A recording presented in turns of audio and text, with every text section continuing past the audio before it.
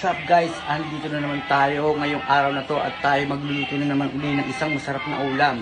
Isang kilawin. Kilawin, puso ng saging. Oo, tama, kilawin.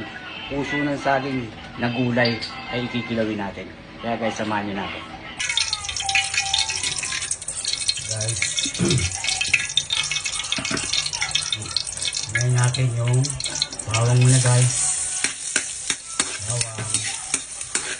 Then, haluin ang magluluto ng kilawin. Medyo toasted na siya guys. Yung tawag natin. Yung katas na siya tayo masarap. And then, lagyan na natin yung puso ng saging.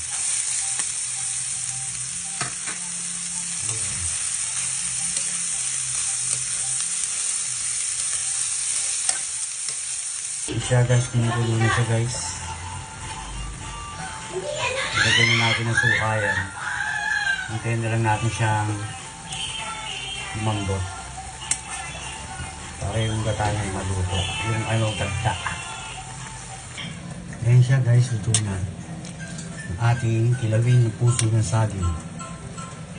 Masarap yan guys, oh. Yung sustansya na masarap pa. Kaya guys, salamat sa inyong mga panonood. Sana kayo magsama manood. Bye!